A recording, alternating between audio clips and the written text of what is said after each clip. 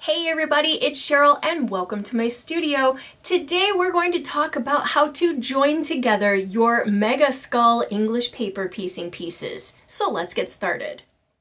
Okay, we are ready to go ahead and join our two Mega Skulls. Just for this demonstration's purposes, I have one each of a thread-basted and a glue-basted one, and first I'm going to use a clip to secure the bottom just to hold that together for me, and I'm also going to just make sure that my corners here are lined up, and we will be doing all of our stitches from the back.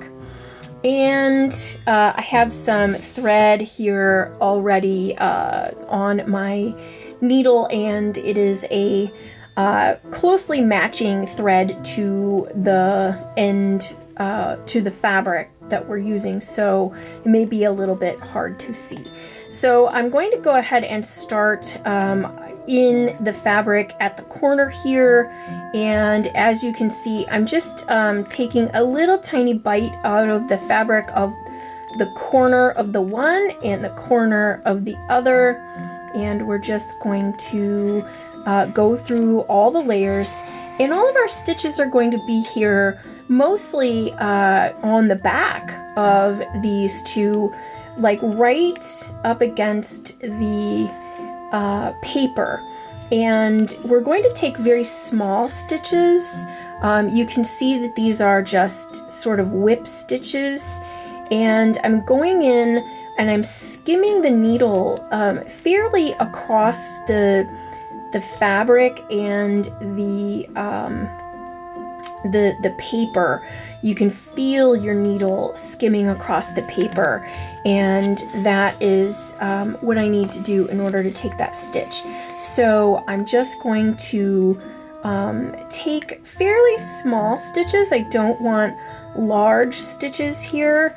I want them to be tiny. I want them to pull the fabrics together, and because all of our stitches are here on the back, they won't be seen at all from the front. So we're just going to keep sewing until we get to this corner here, which is one of our interior corners, and once we get to this little section here, what you're going to do is you're going to want to make sure that your thread and your needle catches the edge of the fabric that is on the interior corner here.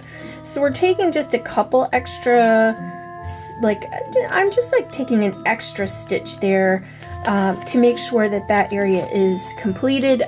If you get your fabric caught around the edge here, you just loosen it.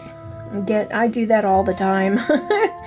And then we're just continuing down the side, and you would do this everywhere that you have two sections of the skull to join. And as you can see, we're just making our way down this sewn edge.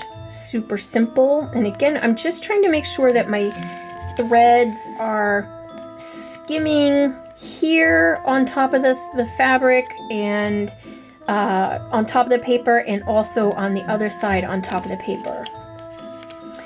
And once you get down closer to your corner, where your join is going to stop, you can go ahead and remove that clip. And you do want to make sure that your corners, your where you have the fabric turned up, don't worry, you just want to make sure that they're out of the way, because you don't want to capture any of that fold to the front side. So we're just going to go ahead and finish this here. You can move that little flap out of the way, and you can get right down there into that corner,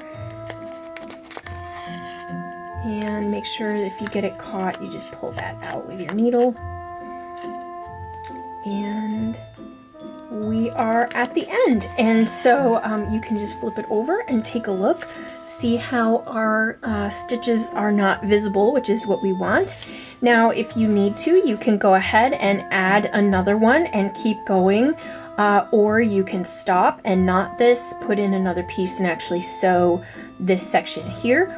And that's how you would keep on going and adding more pieces to your Mega Skull EPP.